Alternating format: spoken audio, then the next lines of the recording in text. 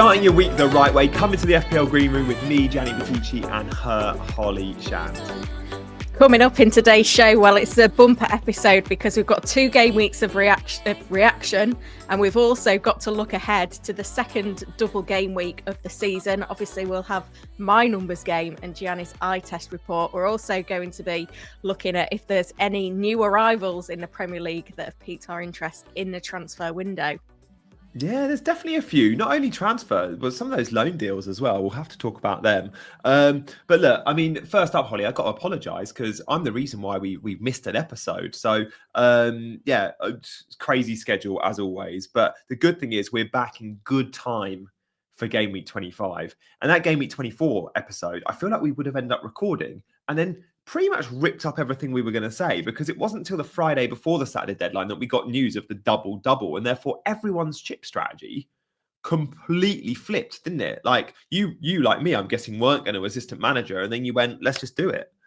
Yeah, exactly. I think I was on the fence of assistant manager, but there's nothing worse being a content creator and spending all week doing content, and then it gets to a Friday and a little announcement from the Premier League completely changes the landscape, and then you've got to use a chip. I was in a situation where I already had 3 Liverpool players, Trent, Gakpo and Salah. Love that. Because I was on that core 3, it was like, well, assistant manager Moyes had been on my mind anyway, so that's the play. I'm glad you went that way, because so many that had Gakpo decided to sell him to get to slot, which I did. I found that was just counterproductive. I just don't like the idea of selling a good player to get a manager from the same team. Yeah, I mean, we can't analyse too much yet what the right decision is, because as we're recording, we've got Salah on 16, triple captainers sitting pretty. Then we've got Moyes on 12 and Slot on 10.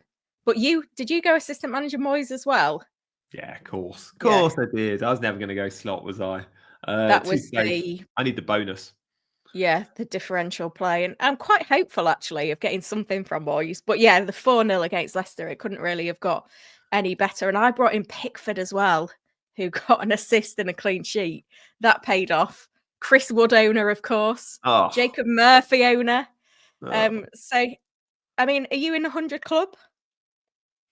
I don't look at my score anymore, Holly. I've stopped looking at ranked scores. I don't know. I'm almost certainly not. No, 82. I don't have Chris Wood. Oh, yeah, true. That's the difference. I mean, I'm on 101 for Game Week 24. I had a Game Week 23 was a good one for me as well. I got 78 points. So I've gone from 140k to 55k. So this is like, given how shocking my last few seasons have been, this is like nosebleed territory for me now. Are you at the stage where your rank's so good? Because I think 55k this season at this point is exceptional. Are you at the point where you're putting ranks on thumbnails? Because I think at 55k I would be. I think once we've got this game week done, potentially, I will start putting ranks on thumbnails. I was at that point this time last year. I was like, that's a rank at this stage, and most other content creators weren't. Like, in terms of the content creator charts, I was, I don't know, top 5-10%. So I was like, I was going big. I was happy to put ranks on thumbnails and shout about it, as you should, to get the views. But then my like last 10-15 game weeks didn't improve, and I ended the season on, I think, 46k, and I was like, I was at that rank 15 weeks ago. I just didn't go from 50 to 10 as you probably are expecting to do. So fingers crossed that works for you. Yeah, I mean, this season you're burying your rank, aren't you? So I will. Yeah, I mean, I mention it every show I do because people like the transparency, and if you don't, people think you're trying to hide it. I'm like, dude, I go on Sky Sports News every other week with it on the big screen in front of the nation. Like, you can't hide your rank. Like, so no, I'm very happy sharing it. I think I'm still at 1.3 mil. I genuinely haven't even looked this game week. I don't need to. I know it's around that. And I've never been one to obsess over rank in terms of mid-game week anyway. I ain't over to the fat lady sing, so I don't like to look till the last match day. Obviously, at times it gets the better of me and I check live FPL, but I always think mid-game week ranks are often pretty false. This is a prime example. So many have got 6 assets to play in one fixture. Some have got triple captain, others have got 3 players, and no chips in play. So yeah, it's fun. But I'm like you with Moyes. Like, I don't know if I thought he was going to get an upset. I fancied him to beat Leicester, of course I did. I don't know if I expect an upset versus Liverpool or even a point, a draw. But it was more if you go Moyes, you then were always going to go Silva, Postecoglou, or Emery. And with those 3 options, all 3 of them have a good bonus option. So I was like, I'm going to have 2 good bonus options over 4 weeks. And now, of course, we're all going Emery. How are you feeling about that? If you're on Slot, you're happy, you stay with him. But if you're on Moyes, I'm very happy switching to Emery. Yeah, I'm in a similar position, and I was really hoping that the double game week would come in for Liverpool and Villa because I already had a couple of Villa players anyway. So, in terms of being accidentally prepped for surprise double game week, it has landed really, really nicely for me. Obviously, we'll get into our transfers and stuff shortly and where we're going with assistant manager. So, I'm excited to discuss that.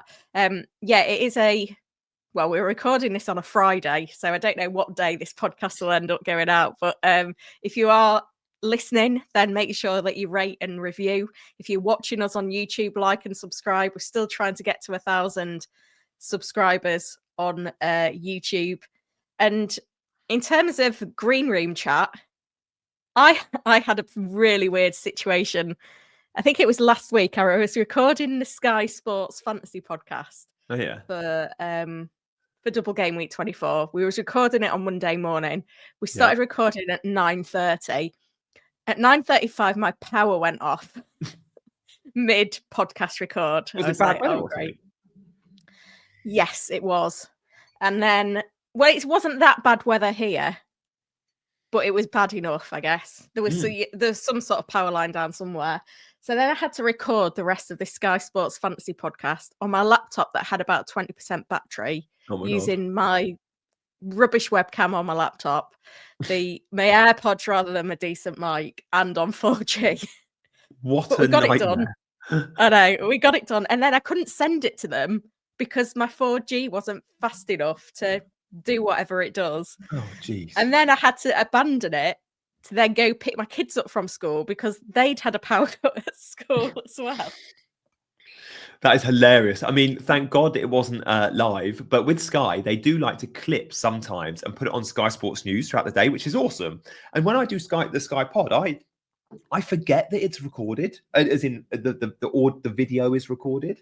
So I've done the Sky Pod only, I don't know, 2 or 3 times this season. I've never even looked in the mirror before I've gone on. I'm wearing my cat and when I talk, like now, I'm talking to my laptop rather than my camera. If I know it's going to make it to Sky Sports News, I'll look down the lens and I'll address you guys. But I've seen clips of it on Sky Sports News, and here I am, like looking at my keyboard, looking like half dressed, greasy hair, and I'm like, oh my God, of course, it's Sky. Why wouldn't they use the video? So for you, there was no chance they were using the video. Well, it was okay. To be fair, I don't have Sky Sports on enough in the week to know that it's on there or not. They could have used it. They definitely clipped it up from socials, so I'll take it. But yeah, it was a hilarious one. And then I literally got the kids back home from school, and then the power came back on. And then we had a message saying you can send your kids back to school after lunch at 1:00. Anyway, I was like, no, I'm not doing that. So I took them out to McDonald's and soft play. But I was like, if you lot moan in soft play, then I'm taking you back to school. And I've never been so well behaved at soft play. Excellent. Bobby said it was the best day of her life. Oh, that's really sweet. Oh, nice. Yeah, it was almost like a snow day for you then. Love that. Okay, well, let's crack on with some more double game week chat because the big headlines are obviously Liverpool and Villa. Before we get to Villa, let's just touch on Liverpool because the vast majority of managers that were committed to their 3 Liverpool in 24 are obviously sticking with their 3 Liverpool in 25. However, there are some that might look at it, Liverpool and think, I only am on the double up for whatever reason. I need to buy a third. Do you prioritise Slot or Gakpo or a Van Dijk? Let's assume everyone's got, I don't know, Trent or Salah and that Trent's going to be fit. I mean, what's your take? Because I watched Liverpool last night in the Thursday night on the EFL Cup semi, and Gakpo was player of the match. Goal, shots on target, chances created. His BPS would have been amazing. Shame it wasn't an FPL game, but Gakpo's flying at the minute. And he's going to be rested against Plymouth, surely. Yes, you would hope so, wouldn't you? I think I'm quite happy with my triple up. But I do think that last week, if there was a way of getting Slot, I would have done it. And again, this week, I think if there was a way of getting Slot, I'd do it. Like, we've still got this lingering situation with Trent, haven't we? So Slot had his press conference pre-FA Cup game against Plymouth this morning. And when asked, he said, Trent, it's too early for him. It's difficult to say for Everton. So that this is the Wednesday double game week 24 fixture. It won't take months or even weeks, but it is only 3 days after Plymouth. So let's wait and see. We look long term, we take no risks, but if he is fit, then we will use him. We know that he's been out on the grass this week. Yeah. Not with the rest of the squad.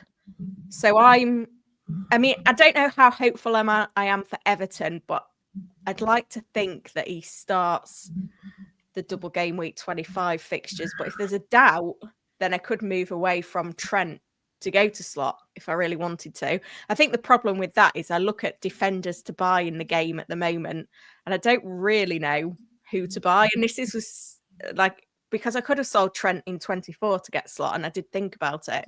But again, I didn't really know what defender to buy. Like, you've got Munoz, haven't you?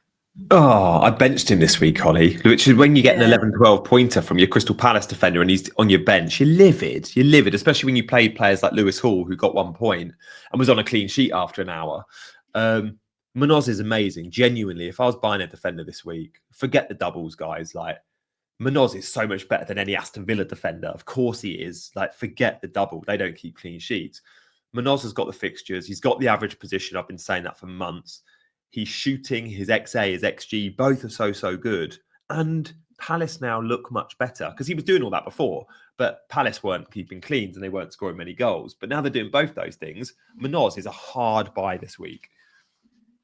Yeah, you've got me tempted. I always feel like I'm more of a Mitchell person. And I know Munoz there's is a superior, big difference but between them. You can't. And now Chilwell's been like they are worlds apart this season. I hear you. Mitchell's done some, started the season better numbers, but no, because I study the average position maps every week. If you if you like that sort of stuff, Mitchell's down here often at left back or left wing back. Munoz is up here at right wing quite often. Yeah.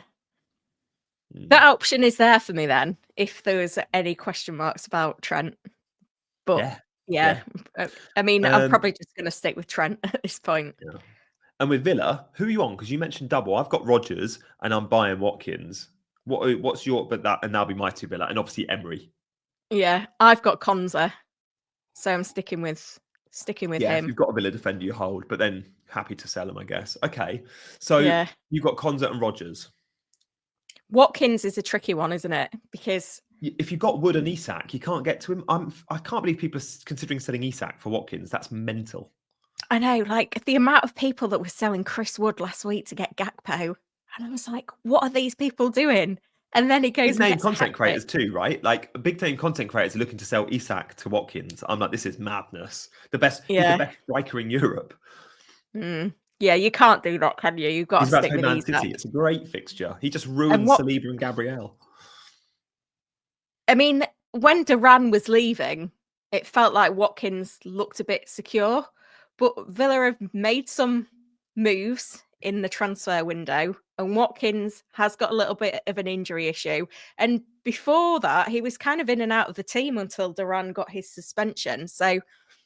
But Duran has gone, and they haven't bought an out-and-out 9. I do think Watkins is safe for minutes as long as he's fit. And I think he will be fit because he'll miss the FA Cup if he needs to, which I think is Sunday night versus Spurs. I'm very happy with Watkins, but I'm one of the few managers that can easily get to him. And that's because I've got duds in my team. Now, I wish I didn't have the duds because my overall rank would be way better. These duds haven't been getting me points. Because you don't own Chris Wood. I don't own Chris Wood, right? And I don't own Mateta. And I do own João Pedro. And I also own Bruno Fernandes. So I've got a very easy switch there, right? Bruno's my cash cow. That money gets me Watkins in the João Pedro spot. And then it gives me 5.5 to get a midfielder. Oh, and Bob's your uncle, Fanny Gerrard. Bournemouth play Southampton, and they've got 3 good budget mids. It's a no-brainer. Like my transfers this week are absolutely heavenly. It's just a shame I can't match it with, a good season and good points. But I'm so happy that I can do that because no one else, I don't think, can really get to Watkins. Like, not easily. No. People are taking Watkins 8 to 12, or they're selling Isak or Palmer. Yeah. No. It's very you as well, getting Watkins. And do you think he's on pens or not? He missed the last one in the Champs, but Tielemans has also missed. But we also now know Rodgers takes him for the under-21s. Could he be on pens? And if Rashford's on the pitch, he's got a great penalty record. Could he be on pens? You're paying the big dog 300 grand a week. Maybe you're giving pens. Personally, as an owner, I don't want Ollie Watkins on pens. He's got a 50% record. That's 50% chance of minus points. Yeah, like last season, he got 19 goals, 18 assists. He was not on penalties at all, and he didn't need them. Are there any other options from Villa then? There will be people that look at Rashford. Like, what are you predicting from Rashford coming in the team? How that impacts the team? Yeah, there's 3 other options: Rashford, Asensio, and Marlon. Marlon's been there a bit longer. He's had some minutes. I don't think he's going to start though. Asensio's never played Premier League football before. Was meant to be the next big thing 10 years ago. He's now 29 and he's never been the next big thing. But Emery clearly likes him. I fancy him to be a starter, but not straight away because of the lack of Premier League football. Rashford hasn't played competitive football for 6 weeks and he's been training with the kids. And when you look at his pictures, it doesn't look like he's been training at all. So again, he's out of shape. He's proper out of shape. So, but he's got a point to prove. And Villa's fixture, we're looking like it's the week after. So let's see how they look in the FA Cup and see what minutes Marlon, Asensio, Rashford get. I would like to think if Rashford gets 30 in the FA Cup, maybe he's good for 60 against Ipswich. Like, what an entry point. Give him the Ipswich game, get your confidence up. But they're all well risky. Rodgers and Watkins, they're getting 2 starts over the double. I'd eat my hat if they don't. Asensio, Marlon, Rashford, 2 starts. One of the 3 probably gets it, but I'd probably punt Marlon because he's the fittest, but then you get early subs. I don't like the others, I don't think, unless I had insurance Rashford was going to start because of the whole narrative and the point to prove and the big fish, smaller pond thing and middle finger up to Man United. I don't mind that narrative and I can buy into that. But if I can get to Watkins, which I can, that's more than enough for me. Yeah, I've got to agree. And obviously Rodgers is the one that we're all going to own, the 90-minute man. But, when it comes to captaincy, we're not looking at Villa players, are we? You see, he's on 8 yellows, Rodgers. That is a bit annoying. When he gets to 10, if he gets there before game week, I think 32, it's a 2-match suspension. So just keep your eye on that, guys. But again, he's on 8, not 9. He served a 1-match ban for 5 yellows that he picked up on the last game at the threshold. And then he's got booked 3 games in a row since then. Yeah, so annoying. 1, 1. I know, and don't. And when I've got I've started him for 1, and then I see Munoz on my bench, and I'm like, so okay, that's Villa, and we're happy with Emery. Do you fancy Villa then? Maybe doing something versus Liverpool, because Liverpool have been to Villa Park a few times in recent years, and we've seen some big score lines in that game. We've seen draws, we've seen away wins and home wins. We saw a few years ago Villa win. Is it 7-2? I feel like was that nowhere. Was that at home? That 7-2? It was at Villa Park. Villa won like 7-2. Yeah, I remember. I think it might have been during COVID, but I remember it. Emery can do it. Like, he beat Bayern Munich at Villa Park this year. He can do it in these one-off games, Emery. I'm not saying they're going to go and win, but even if they get a draw for Emery is worth more than a win for Slot, which is why it's so intriguing. Yeah, it's one of those that I'm happy to back the fixture. You never know with Aston Villa, particularly at home. They're a very good team. So, yeah, the away fixture, Liverpool won 2-0. So, yeah, I think the odds are stacked against them, but I feel like Villa will get a goal in that game. Yep. So that's something. Ollie Watkins, please. So what are your transfer decisions? I'm buying Watkins for João Pedro, Bruno for Dango. We'll talk about Bournemouth mids in a minute, and I'm buying Emery. I'm taking a 4-point hit. I've got 2 frees, and I'll be making 3 moves. And I'm happy with the -4 for that. What are you thinking? I think providing Trent's okay, I don't need to make a defensive transfer because my defence looks okay. My defence does need work, but I've got Konza and Trent with doubles and Gabriel away at Leicester, so it's fine for this week. Yeah. Looking at my attack, I've currently got the Newcastle United triple up, Isak, Gordon, Murphy. And given that Newcastle's fixtures are turning, they've got City, Forest, Liverpool, West Ham, and then probably blank 29. It feels like time to move on. Jacob Murphy, I can easily bench this week. So it's that Gordon spot. I don't know where to go in the Gordon spot because... You got Mbeumo? No, I haven't got Mbeumo. And I feel like... Or do you get Bournemouth mid? Yeah, this is the question. Do I go on Bournemouth or do I go Bournemouth mid? I feel like if I don't take the opportunity now to buy on Bournemouth, You missed the boat. I miss the boat again. So that's... And it's a But I've done... significant more money. Like, you're talking an extra $1 million on Cliver and an extra almost 2 on the Dango. So it's a lot of money to go in Bournemouth than, say, Dango.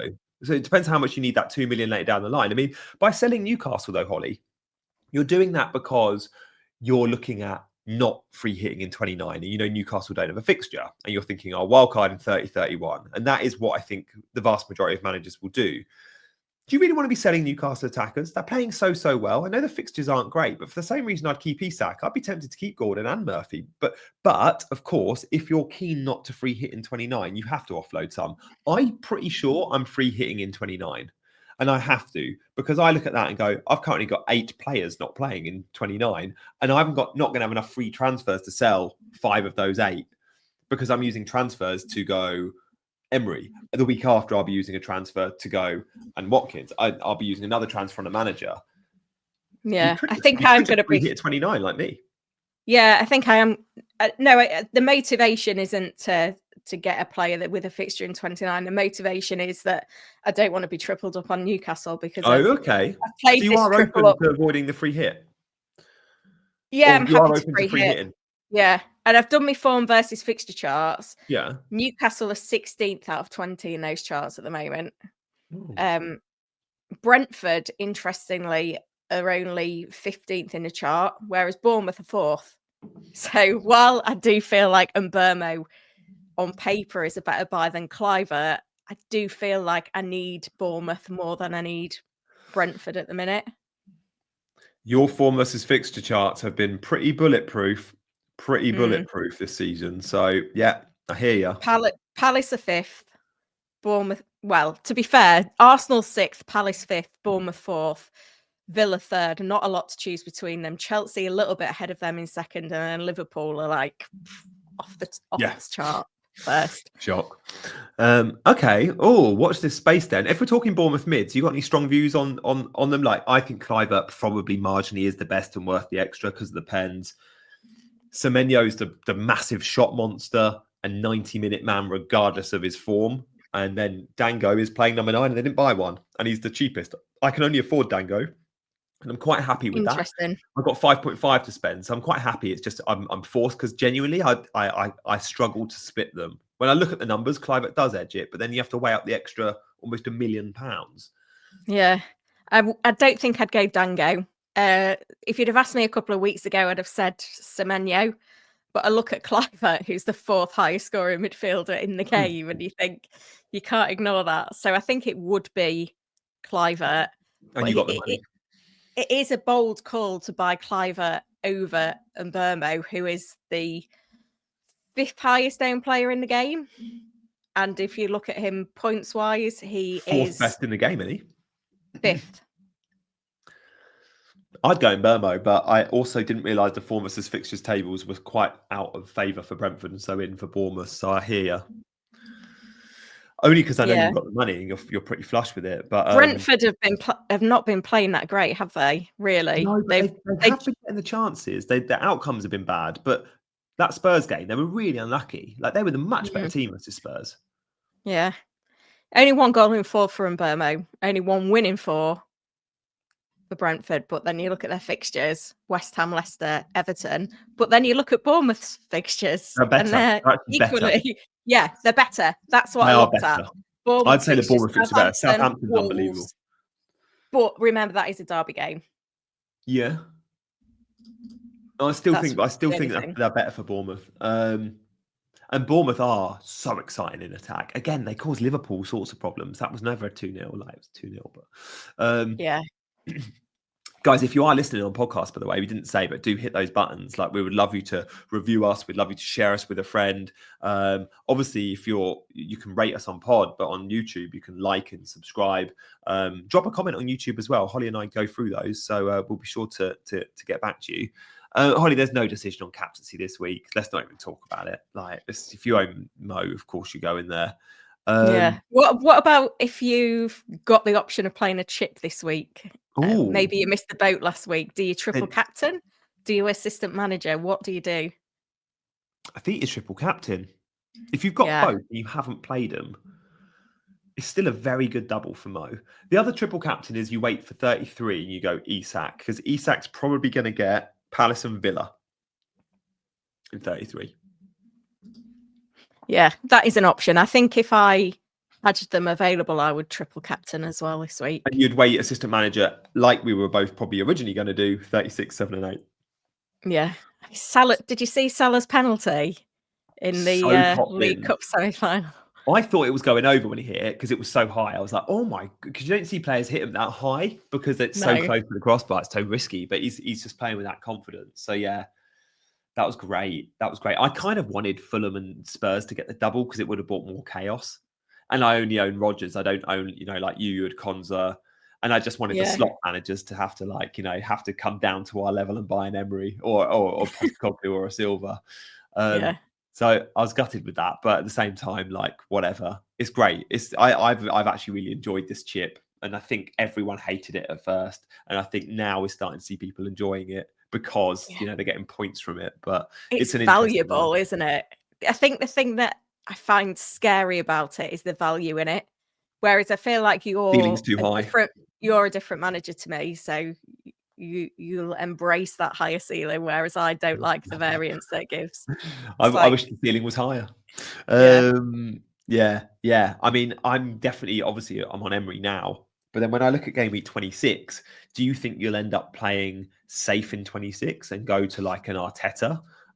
Arsenal play West Ham at home, or will you somehow try and chase a bonus and target? I mean, Leicester play Brentford. No one's putting it on Leicester. You're silly, surely. But there might be some bonus fixtures there. Like, could Wolves cause an upset against Bournemouth? Could Southampton cause an upset against Brighton? Like, there isn't many attractive options for us chasers in 26. If Pep is 5 behind Klopp and Man City play Liverpool, I'll probably go Pep. But again, I don't know after that result against Arsenal. After that result against Arsenal, where they lost 5-1, you would go with Pep. Yeah, but remember, you're not going with anyone. If you're going for the bonus, you're not going with anyone that's favourite to win. They're all going to be underdogs. They're all going to be massive underdogs. Yeah, I'd rather go Pep than bloody Van Nistelrooy against Brentford. At least Pep, on any given day, they've got the 11 to just switch it round. I'm not saying they're going to go win. Liverpool are favourites for a reason, but I don't know. I'm struggling with 26. I don't see where I get the upset. I don't want to go Southampton, Brighton. And there's a lot of fixtures that don't come with the bonus. Everton, Man United, Ipswich, Spurs, Fulham, Palace. I don't think Aston Villa, Chelsea. These games aren't going to come with bonus, really annoyingly. I know. And I've also realised that if I was to buy on Burmo, I could only afford a manager that's 0.5 or 0.8. Right. But you'll have Emery. So you'll have 0.8 Emery. Yeah. So yeah. How much would you have in the bank?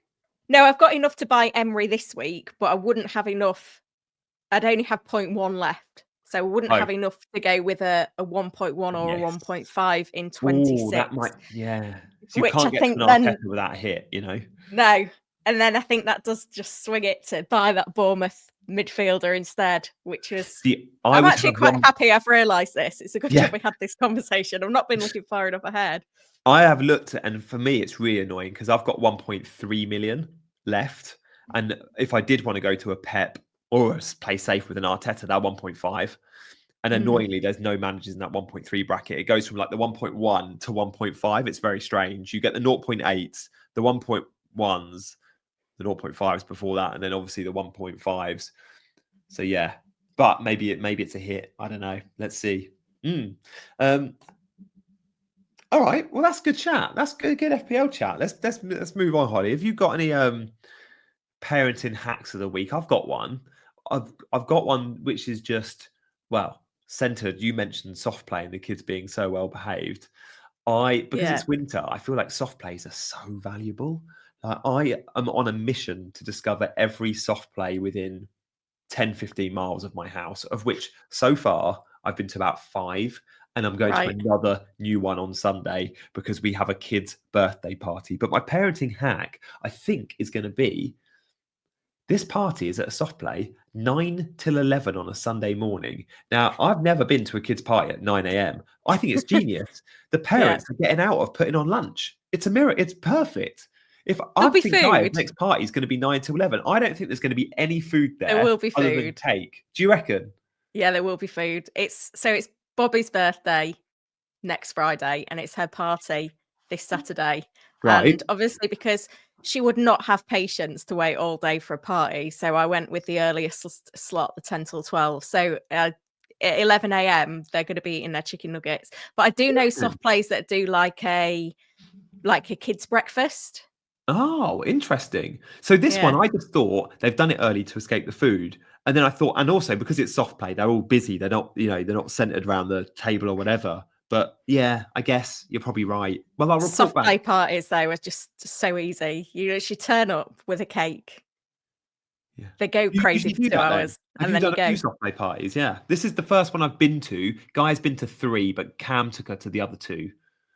Yeah, this is the second year in a row that Bobby's had a soft play party because it's just easy. Yeah. And but I am looking forward. Whole venue out. Yeah, but I am looking forward to the day where we can just have a few friends round or something like that. It's annoying when you've got like a winter birthday because it does limit your options a bit, especially like if you just wanting a few friends, because like in summer you can just get them out in the garden, get a bouncy castle. Like you don't have to have them in your actual house. Yeah, we had a Guy's summer and we had a summer party planned at our house. We're going to do like a garden party for our second birthday. And then we looked at the 7-day forecast and we're like, it's pretty damn cold and threatening to rain. So we ended up booking the village hall, which was fine because it's just across the road from us. But yeah, I guess you're right. The winter parties are way more likely to be soft play because, Okay, well, I look forward to reporting back there. I was thinking the parents have got a hack there. No need to pay extras for food. But yeah, maybe you're right. There'll still be something. Oh, in that case, I'll make sure that Guy does take a good present if we're getting fed. You won't be getting fed. Oh, yeah, good point. All right, wicked. Well, look, Holly, I guess we'll be back after 25. Yeah. I look forward to seeing what decisions you made. I think, that Bournemouth mid swings it because of the manager cost. You want to be flexible in 26. You don't want to be taking 4-point hits for assistant managers again. So many have already had to do that. I mean, I've enjoyed recording this podcast just because now I know exactly which transfer I'll be making. Well, I'm glad I could help in some way, shape or form. I can't help by inspiring you with my team, but maybe, my assistant manager foresight looking 3 weeks ahead has paid off. Guys, hopefully we've helped you as well. On your way out, make sure you're hitting all the buttons. We'd love your support and we do love all your comments. For now though, I guess we'll see you next time. Bye-bye.